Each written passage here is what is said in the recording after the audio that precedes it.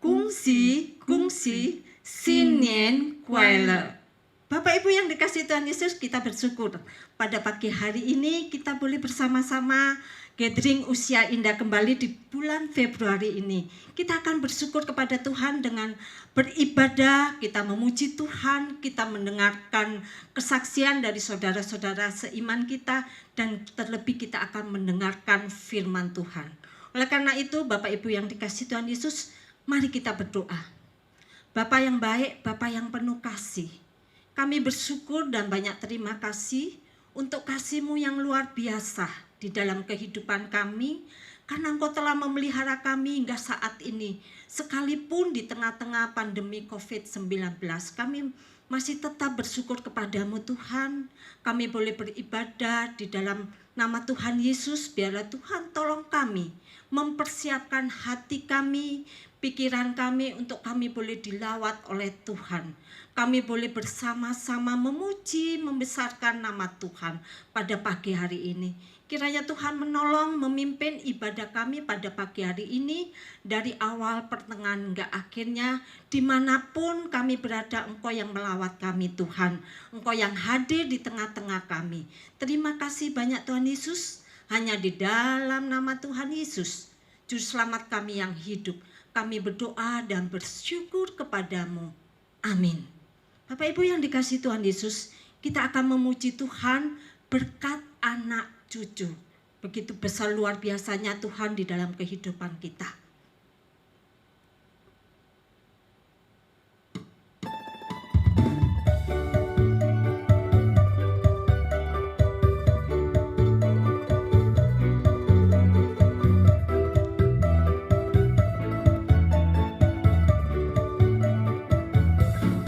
Begitu besar kasih Allah pada kita, diberkatilah anak cucu kita di mana-mana.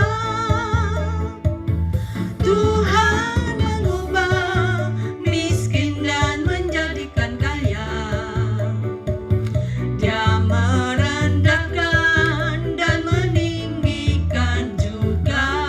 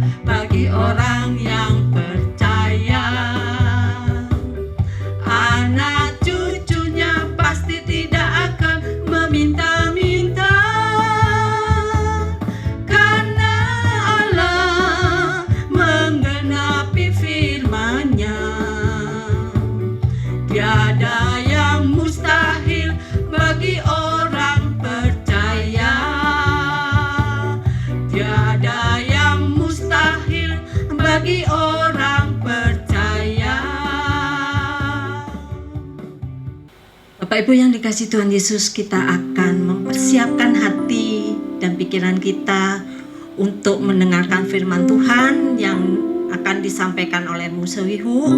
Dan sebelum mendengarkan firman Tuhan, kita akan mendengarkan kesaksian dari Bapak Ibu yang dikasihi Tuhan Yesus, yaitu Bapak Namsin, Ibu Mariam, dan Pak Guli. Nah, kita akan mempersiapkan hati kita dengan memuji Tuhan sepanjang jalan anugerah. Anugerah Tuhan selalu ada dalam hidup kita setiap hari. Mari kita memuji Tuhan.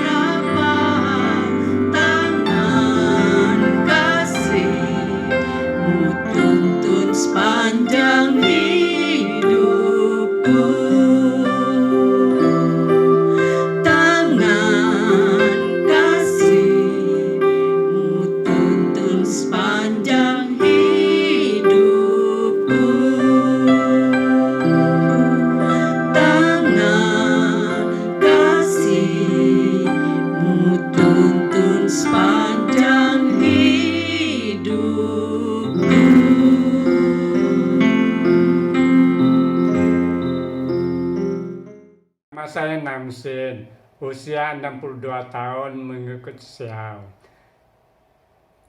Saya mengucapkan Kyung Si Sing yang Kuala. Tuhan begitu pelihara keluarga saya. Anak saya 3, 1, 2 sudah lulus kuliah. Yang terakhir dapat beasiswa di Taiwan. Ini anugerah Tuhan begitu baik dalam hidup saya. Saya dan istri saya selalu cinta Tuhan, terus mengasihi Tuhan karena Tuhan begitu baik dalam hidup saya. Saya bekerja di pabrik plastik. Saya tukang tagih, jalannya jauh-jauh di Lego, di Pasar Kemis, di Serpong, di seluruh kota Tangerang. Tuhan pelihara saya begitu baik. Saya pernah kecelakaan sekali di bandara, tabrak mobil, bus, sampai saya kepalanya terbentur di trotoar. Tapi saya nggak apa-apa. Saat sopir bilang saya sudah mati, saya bilang belum. Tapi motor saya semua hancur, kaki saya luka. Ini anugerah Tuhan begitu baik dalam hidup saya. Tuhan selalu menjaga saya, melindungi saya. Tuhan begitu baik. Kalau kita cinta Tuhan, Tuhan selalu melindungi kita, menjaga kita. Ini kasih Tuhan begitu baik dalam hidup saya. Saya bisa lewat sekarang ini melalui Imlek ini anugerah Tuhan, kebaikan Tuhan, pelihara keluarga saya. Terima kasih Tuhan, Kau sungguh baik. Saya serahkan keluarga kami semakin cinta kepada Tuhan, melakukan firman Tuhan. Terima kasih di dalam nama Yesus, amin. Shalom, selamat pagi semua belian-belian Tuhan. Sekarang saya akan memberikan kesaksian cinta kasih Tuhan kepada cucu saya, anaknya Fendi yang kedua, Darren. Pertama-tama saya mau bersyukur kepada Tuhan karena telah memberikan mukjizat yang nyata bagi kehidupan saya dan cucu saya. Beberapa tahun yang lalu, ini bisa dibilang mukjizat Tuhan nyata di kehidupan saya, karena saya sendiri menyaksikan mukjizat itu. Waktu itu cucu saya sering mimisan, tetapi hanya sedikit saja. Suatu hari ketika dia lagi bermain sama Koko dan Mbak di kamar, Mbaknya teriak panggil saya, katanya, Darren mimisan dan darahnya keluar banyak banget.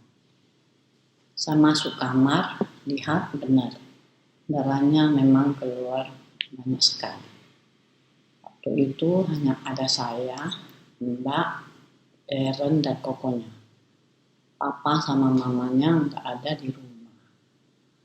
Jadinya kita panik dan bertanya harus gimana, karena darahnya tidak berhenti. Terus saya ingat ada Tuhan, lalu saya berdoa dan tumpang tangan di kepala cucu saya. Saya berdoa kepada Tuhan. Selesai berdoa, apakah ibu-ibu tahu apa yang terjadi? Ketika saya mengucapkan kata amin, darahnya langsung berhenti. Dan sampai saat ini cucu saya tidak mimisan lagi. Mbaknya juga bilang ketika saya selesai berdoa, darahnya langsung berhenti. Dari sini kita bisa lihat kalau Tuhan kita luar biasa. Maka itu kita harus selalu bersandar kepadanya. Tapi saya sempat lupa mukjizat Tuhan kepada saya, cucu saya, karena sudah cukup lama kejadiannya. Jika suami saya udah dipanggil Tuhan, saya sering ke rumah Yeni. Anaknya Yeni, Neta, tanya saya tentang kejadian itu. Ketika dia bertanya, saya baru ingat akan kejadian tersebut. Lalu saya bertanya, gimana dia bisa tahu kejadian itu. Kemudian dia jawab kalau mbaknya yang cerita. Saya berdoa agar Tuhan bisa mengampuni saya, orang yang berdosa ini, karena telah melupakan mukjizat Tuhan yang begitu besar. Mbaknya orang yang belum percaya Tuhan. Dia juga heran melihat kuasa Tuhan Yesus nyata di depan matanya. Saya juga mau bersyukur kepada Tuhan karena telah memberi saya dan seluruh keluarga saya kesehatan dan kekuatan selama pandemi ini. Sampai di sini dulu ya kesaksian saya. Semoga kesaksian ini dapat menjadi berkat bagi kita semua dan Tuhan memberkati kita. Amin. Shalom, saudara-saudari yang terkasih. di dalam Tuhan Yesus. Hari ini saya mau bersaksi singkat. Pertama-tama ucapin terima kasih Tuhan kepada Tuhan. Sudah sekian lama menjaga saya. Sebelum dan sesudah saya percaya Tuhan. Sampai sekarang usia saya sudah 76 tahun. Setiap hari Tuhan melewati kedua anak saya mengantar nasi pagi sore. Setiap hari saya terima makan dari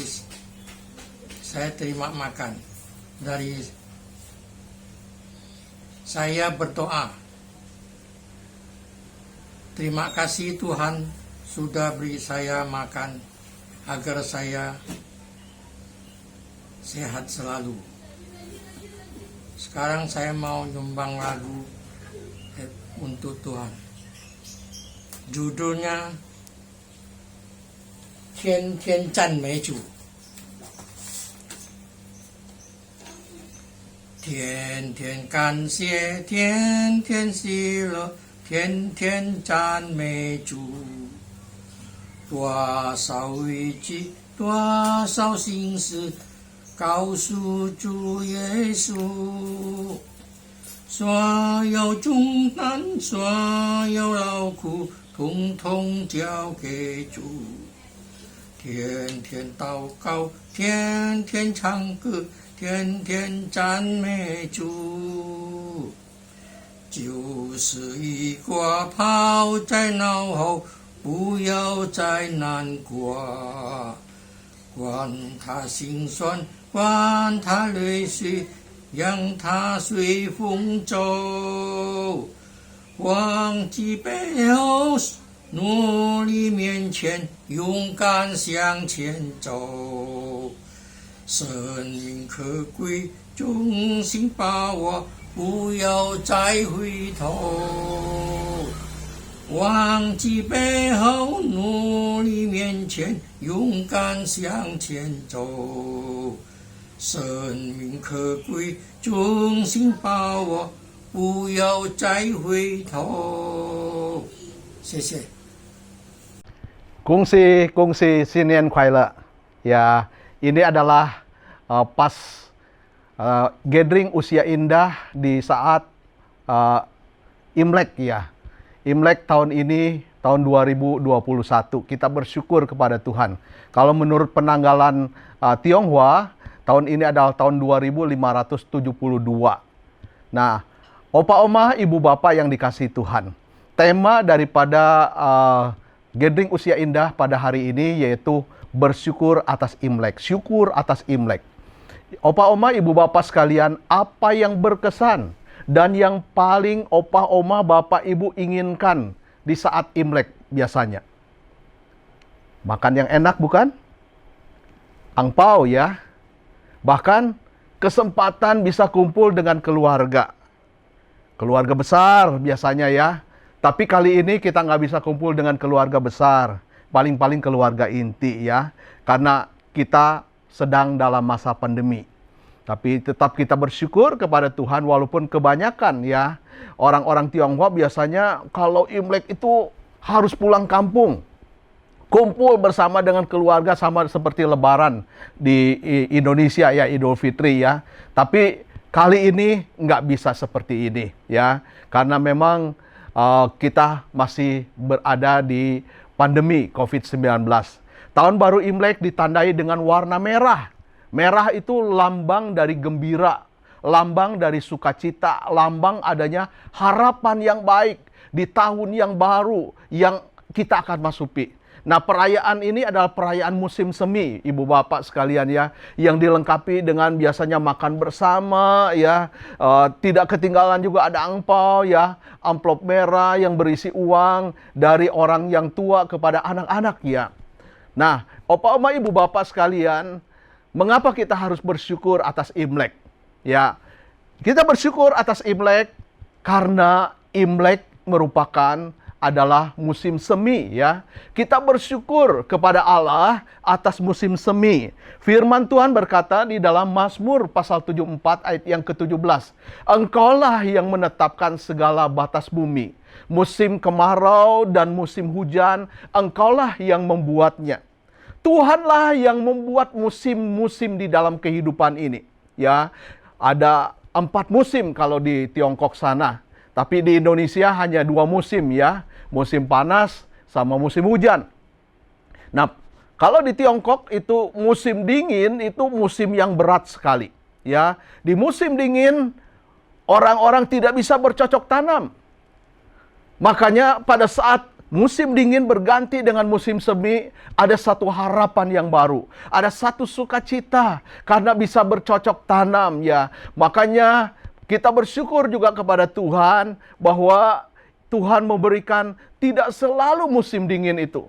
Ada saatnya musim berganti. Ya, ada saatnya pandemi ini pun juga akan menurun dan mulai diganti dengan musim yang baru. Kita memang sebagai anak-anak Tuhan, sepanjang tahun yang telah kita jalani, kita mengucap syukur atas kebaikan Tuhan, atas anugerah Tuhan ya. Di dalam 1 Tesalonika 5 ayat yang ke-18 juga dikatakan, mengucap syukurlah dalam segala hal, sebab itulah yang dikehendaki Allah di dalam Kristus Yesus bagi kamu. Kita harus mengucap syukur ya. Mengucap syukur atas kebaikan Tuhan, atas musim-musim yang Tuhan telah buat di dalam kehidupan ini. Ya, seperti lagu mengatakan, semusim berlalu, namun Tuhan selalu peliharaku. Kasih setiamu tak pernah layu dari hidupku. Ibu bapak yang dikasihi Tuhan, musim semi adalah musim yang bahagia. Musim dingin sudah berubah menjadi musim semi. Ada satu harapan, ada satu syukur di tahun yang baru. Syukur dan harapan, ada rejeki yang baru, ada kesehatan, pandemi berakhir. Dan kita percaya bahwa berkat Tuhan juga menyertai ya, seperti dikatakan dalam Mazmur pasal 65 ayat yang ke-12 ya. Engkau memahkotai tahun dengan kebaikanmu, jejakmu mengeluarkan lemak. Jadi Tuhan yang memberkati tahun ini. Sebab berkat itu datangnya dari Tuhan. Ya, dikatakan jejakmu, jejak Tuhan mengeluarkan lemak. Berarti ada kecukupan, ada pemeliharaan dari Tuhan. Ya, orang Tionghoa bilang kung si faca ya, ada berkat yang melimpah. Nah, kalau kita perhatikan di dalam kata fu ya, fu ini adalah hoki atau rejeki ya. Itu terkandung 3 kata ya. 3 kata yaitu yi artinya satu, lalu kou yaitu mulut, dan tien yaitu sawah ya. Berarti di dalam kata fu ini ada satu mulut dan sawah ya. Ini menunjukkan apa? Satu mulut itu ada sawah, ada berkat. Masa untuk satu mulut dibutuhkan satu sawah yang besar? Tentu saja akan berkelebihan. Nah, begitulah janji Tuhan juga bahwa orang yang melibatkan Tuhan di dalam kehidupannya tidak akan berkekurangan berkat dan penyertaan dari Tuhan di dalam kehidupannya. Musim semi adalah musim sukacita karena Allah yang memberikan semua musim di dalam kehidupan kita. Dan berkat Tuhan menyertai setiap kita yang sungguh-sungguh berjalan bersama dengan Tuhan karena Tuhan memahkotai tahun ini dengan kebaikannya. Nah, ibu bapak sekalian, Imlek juga merupakan satu pemeliharaan hubungan ya. Kita bisa memelihara hubungan satu dengan yang lain ya. Dikatakan bahwa Imlek ini memelihara hubungan, memulihkan hubungan, serta memperbaharui hubungan. Tahun baru Imlek adalah momen yang bagus untuk kita memelihara hubungan kembali. Khususnya dengan keluarga, adik kakak, orang tua anak, menantu mertua ya. Lalu memulihkan hubungan dan memperbaharui hubungan. Mungkin sebelum Imlek hubungan kita kurang baik. mengalami kerusakan hubungan, ya keretakan hubungan, inilah saatnya ya kita boleh merajut kembali hubungan antar manusia. Ini saatnya pemeliharaan hubungan ini kita lakukan. Hubungan itu perlu dirawat, perlu dijaga, perlu dipelihara. Nah, untuk memelihara hubungan itu perlu waktu dan perlu usaha. Karena waktu yang kita miliki ini terbatas, Ibu Bapak, maka perlu yang namanya prioritas. Kita perlu memprioritaskan untuk memelihara hubungan, khususnya dengan keluarga kita. Ya, kita harus mengambil inisiatif untuk memperbaiki, memulihkan hubungan yang sudah rusak di antara saudara-saudara, ya, dengan famili, dengan orang tua, dengan tetangga, bahkan juga ya, sebab apa? Hubungan kita dengan Allah itu mencerminkan hubungan kita dengan sesama. Kita mungkin berkata, aku mengasihi Allah. Tapi kalau kita tidak mengasihi sesama, ya ini meragukan ya, bagaimana kita mencintai Tuhan ini. Ada dua sifat dan kebiasaan yang perlu kita ubah dan kita tinggalkan dalam memperbaharui hubungan. Ya, ada juga hal-hal yang baru yang perlu kita lakukan dalam membangun hubungan ya. Mungkin awalnya tidak biasa, tapi tetap kita lakukan untuk memperbaiki hubungan-hubungan kita ini yang akan bertahan selamanya, kemudian menjadi kebiasaan yang baru yang terjadi begitu indah satu dengan yang lain. Alkitab mencatat, Ibu Bapak ya, bahwa ada seorang yang bernama Yusuf. Yusuf di masa mudanya, dia dibenci oleh saudara-saudaranya. Dan satu kali Tuhan mengangkat Yusuf menjadi orang kedua di Mesir. Walaupun hidupnya begitu susah, sengsara karena apa? Perlakuan daripada saudara-saudaranya. Saudara-saudaranya menjual dia sebagai budak dan dibeli dari mereka. Akhirnya Yusuf menjadi budak di Mesir. Tapi tangan Tuhan selalu menyertai Yusuf sehingga Yusuf diangkat oleh Tuhan. Satu ketika setelah Yusuf menjadi orang kedua di Mesir ini, itu adalah kesempatan di mana sebenarnya Yusuf bisa membalas dendam atas perlakuan saudara-saudaranya. Tapi apa yang dilakukan oleh Yusuf, Ibu Bapak? Yusuf tidak menyimpan dendam.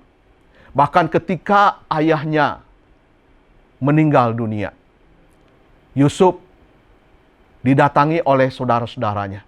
Saudara-saudaranya tahu bahwa mereka telah menyakiti hati Yusuf. Dan mereka takut kepada Yusuf. Jangan-jangan setelah ayah mereka meninggal, yaitu Yakub, maka Yusuf akan membalaskan dendam kepada mereka. Tapi apa yang dikatakan oleh Yusuf? Yusuf berkata, kamu telah mereka-rekakan yang jahat terhadap aku. Tetapi Allah telah mereka-rekakannya untuk kebaikan. Dengan maksud melakukan seperti yang terjadi sekarang ini, yakni memelihara hidup suatu bangsa yang besar. Dan dia berkata, jangan takut. Seolah-olah saya tidak akan membalas dendam kepadamu, kepada kalian semua. Sebab apa yang terjadi dalam diriku, semuanya itu ada dalam rencana Allah. Yaitu untuk menyelamatkan bangsa Israel. Bangsa yang besar. Aku diutus terlebih dahulu ke Mesir ini. Supaya di masa kelaparan yang hebat pada saat ini, keturunan kita, bangsa kita bisa selamat. Nah, Ibu Bapak sekalian, dengan demikian maka Yusuf membangun, memulihkan, membaharui hubungan yang rusak. Yang selama ini mereka mungkin agak bertegang, walaupun Yusuf tidak mendendam. Tetapi saudara-saudaranya sungkan, takut untuk mendekati Yusuf, karena mereka telah melakukan kesalahan. Sama seperti kita, kalau kita berbuat salah kepada seseorang, biasanya kita berusaha menghindari orang itu, bukan? Kita takut orang itu akan membalas dendam kepada kita. Dan hubungan kita tidak baik. Imlek, kita patut bersyukur. Mulai Imlek, biasanya keluarga berkumpul. Kita merajut kembali hubungan dengan saudara-saudara kita yang mungkin tadinya hubungan kita tidak baik. Kita saling memaafkan dengan memberikan kyonghi, ya. Kungsi, ya. Kita meminta maaf kepada orang yang bersalah kepada kita. Ya, dan kita saling memaafkan satu dengan yang lain. Kita minta maaf kepada orang tua. Orang tua juga harus memaafkan anak-anak yang bersalah.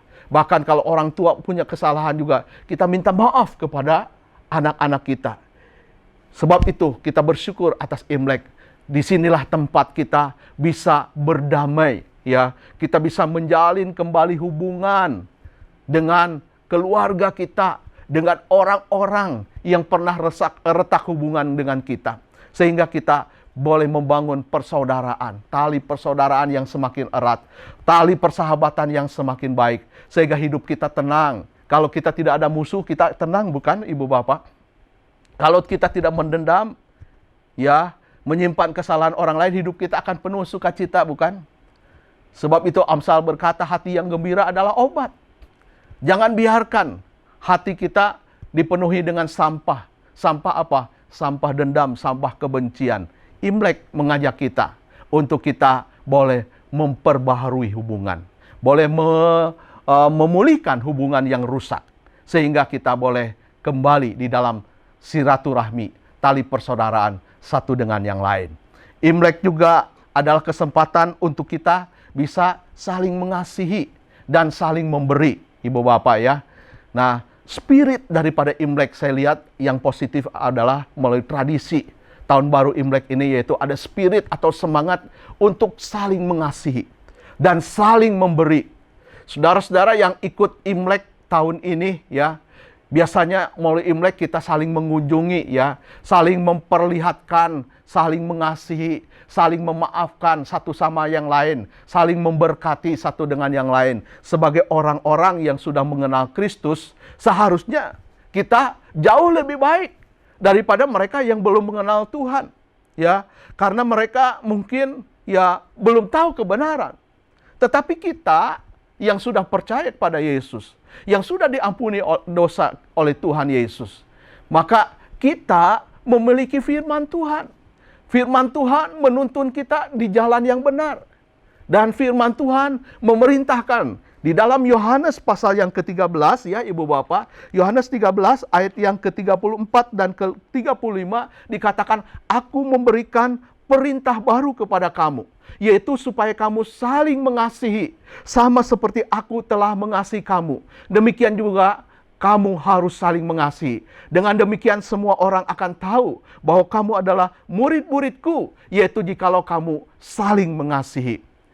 Ibu Bapak yang dikasihi Tuhan, ini adalah firman Tuhan. Perintah Tuhan, firman Tuhan itu begitu luar biasa. Ini adalah inti dari pengajaran yang Tuhan Yesus berikan, yaitu kasih. Tuhan katakan, aku memberikan perintah baru kepada kamu. Kenapa Tuhan katakan perintah baru? Saudara, peristiwa ini adalah peristiwa perjamuan malam terakhir. Dan Tuhan sudah menjanjikan kepada murid-muridnya bahwa mereka akan menerima Roh Kudus. Namun Tuhan memberikan perintah baru berbicara kepada murid-murid Tuhan Yesus yang akan menerima Roh Kudus. Nah, perintah ini disebutkan perintah baru, berarti kita sudah akan menerima Roh Kudus, sehingga Tuhan memberikan perintah baru. Apalagi kalau kita sudah menerima Roh Kudus. Perintah baru ini adalah perintah di mana kita melalui Roh Kudus yang ada bersama dengan kita dimampukan untuk bisa saling mengasihi satu dengan yang lain. Nah, Ibu Bapak yang dikasihi Tuhan, kalau kita mengakui beriman kepada Tuhan Yesus dan kita mengakui ada Roh Kudus di dalam diri kita, maka Tuhan mau supaya kita saling mengasihi. Ini adalah perintahnya. Saudara-saudara yang punya Roh Kudus tidak mungkin tidak memiliki kasih satu dengan yang lain. Kita pasti memiliki kasih, karena kasih itu dari Tuhan. Allah dikatakan kasih, dan kasih ini ada di dalam diri kita. Nah, ketika kita memiliki kasih, kita bisa berbagi kasih kepada orang lain. Ya, berbagi kasih di saat Imlek, yaitu kita memberikan, mengirim makanan, mengirimkan apa juga, mungkin angpau kita ya. Dituliskan di dalam firman Tuhan juga, Efesus 4 ayat yang kedua, hendaklah kamu selalu rendah hati, lemah lembut dan sabar. Tunjukkanlah kasihmu dalam hal saling membantu. Kita harus saling membantu, menunjukkan kasih kita. Berbagi makanan, angpau merupakan wujud berbagi kasih. Ya, tahun ini saya dan Semununu pertama kali menerima angpau dari anak pertama kami yang baru menikah. Rasanya bahagia juga ya menerima angpau yang pertama, karena selama ini ya biasanya sampai anak sampai anak menikah, orang tua yang memberi angpau kepada anaknya. Ya, kalau sudah menikah, anak yang memberi kepada orang tua ya. Yang biasanya udah menikah juga harus memberi kepada yang lebih muda ya. Nah, spirit memberi ini adalah bukti daripada kasih ya. Kita saling mengasihi, juga saling memberi. Firman Tuhan berkata lebih berkat memberi daripada menerima. Nah, hari ini kita pasti sudah memberi atau sudah menerima angpau ya, ibu bapak, opa oma ya, dari anak atau dari saudara ya. Nah, biasanya memang ini yang terjadi, kebiasaan ini kebiasaan yang baik ya. Di saat Imlek itu kita saling memberi ya. Kita diajar untuk tidak pelit ya. Orang Tionghoa ya, kita belajar saling mengasihi, saling memberi. Ini berbicara tentang apa? Kedewasaan rohani sebenarnya ya. Ketika kita memiliki spirit memberi, maka kita dewasa secara rohani. Sama dengan mengasihi. Kalau kita dewasa rohani kita, maka kita bisa mengasihi. Kita tidak hanya menerima kasih, ya, menerima angpau saja misalnya, ya. Tetapi ketika kita memberi kasih, ya, memberi kepada orang yang berkekurangan, memberi angpau, ya, kita menunjukkan kedewasaan kita. Di dalam Alkitab dituliskan pada satu hari Tuhan Yesus sedang duduk di bait Allah. Dia melihat peti persembahan. Nah, dia melihat ada janda yang miskin yang memberi 2 peser. Uang 2 peser ini adalah uang keping tembaga yang tipis sekali. Boleh dikatakan hampir tidak ada nilainya, ya. Tapi itulah yang dia miliki. Ibu janda ini hanya memiliki 2 peser. Tetapi dia memiliki kasih kepada Tuhan. Dia mau memberi kepada Tuhan. Ketika Tuhan Yesus mengangkat mukanya, dia melihat ada banyak orang kaya di bait Allah juga yang memasukkan persembahan mereka ke peti persembahan itu. Dia melihat juga ada orang-orang yang memberi dari kelebihannya. Tapi janda miskin ini memberi dari kekurangannya. Dia memberi ya dari yang ada padanya. Hanya 2 peser ini. Dan Tuhan memuji ibu janda ini. Karena memiliki hati yang mengasihi Tuhan. Memiliki hati yang mau memberi kepada Tuhan. Kalau bicara tentang hal ini, kita kadang-kadang harusnya malu ya. Seorang ibu janda yang susah kok mau memberi kepada Tuhan. Tetapi karena dia memiliki kasih, ya, maka dia pun mau memberi dari apa yang ada padanya. Kalau memberi dari kelebihan kita, ya itu sebenarnya ya tidak membuat kita jadi miskin, tidak membuat kita jadi susah ya. Tetapi coba bayangkan ibu bapak, kalau kita memberi hanya ini yang kita miliki dan kita berikan kepada orang lain, berarti kita memberikan segalanya. Butuh pengorbanan. Kasih kadang-kadang membutuhkan pengorbanan. Seperti Tuhan Yesus sendiri. Dia memberi dirinya, rela mati di kayu salib bagi kita. Inilah kasih. Kasih rela memberi. Ya, kita boleh belajar dari Tuhan Yesus sendiri. Dia memberikan hidupnya, memberikan segala-galanya karena dia mengasihi kita. Kita bersyukur kepada Tuhan buat contoh teladan yang begitu indah dari Tuhan Yesus dan juga dari ibu janda ini. Imlek mengajar kita, mari kita belajar untuk memberi. Mari kita belajar untuk mengasihi. Mari kita membangun hubungan kita yang rusak. Mari kita mengucap syukur untuk segala berkat yang Tuhan telah sediakan bagi kita. Dan bersyukur juga untuk tahun yang telah berlalu. Tuhan sudah memelihara kita. Tuhan sudah memimpin hidup kita. Mari kita mengucap syukur buat kebaikan Tuhan. Marilah kita ingat-ingat ya. Mungkin masih ada orang yang belum kita ampuni, belum kita maafkan. Ini saatnya. Kita boleh minimal ya saat ini. Mungkin kita menelepon mereka, ya menyapa mereka. Setelah kita berdoa tentunya ya. Kita boleh mengucapkan selamat tahun baru ya. Kita boleh menyapa mereka ya. Kita boleh meminta maaf kalau kita sudah melakukan sebuah kesalahan. Jangan gengsi ibu bapak ya. Mari kita belajar tentang hal yang baik, yang indah. Secara rohani dari sisi kekristenan, Imlek adalah sesuatu yang indah. Kita boleh belajar bagaimana mengasihi dan memberi. Semoga kita juga terus menjadi pribadi yang mengasihi ya dan melayani dengan penuh sukacita dan kerendahan hati. Kita menjadi pribadi yang serupa dengan Kristus. Kiranya Tuhan memberkati. Mari kita berdoa Bapak Ibu yang dikasihi Tuhan. Terima kasih Tuhan untuk Imlek yang Tuhan berikan kepada kami. Bersyukur bahwa setiap musim silih berganti Tuhan yang menetapkan. Bersyukur bahwa Tuhan selalu memelihara.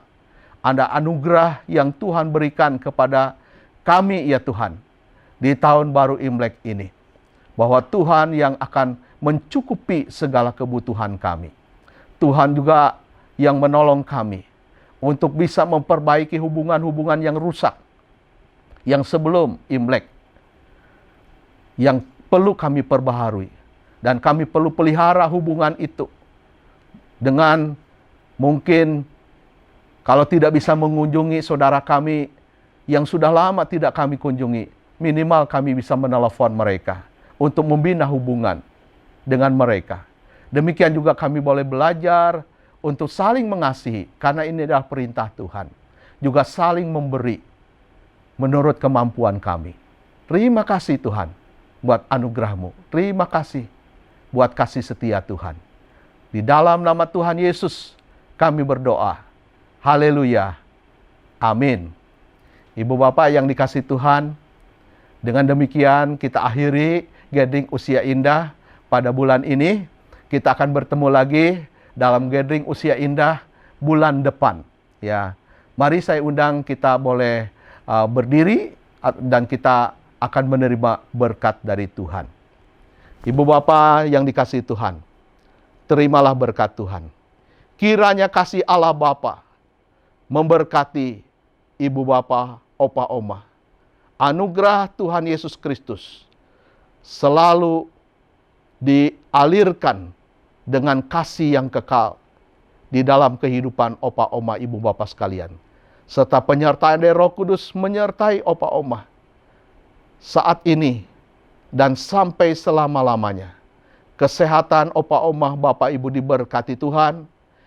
Pekerjaan opa oma diberkati Tuhan. Keluarga opa oma diberkati Tuhan. Anak cucunya diberkati Tuhan. Masa depannya, hari tuanya diberkati Tuhan.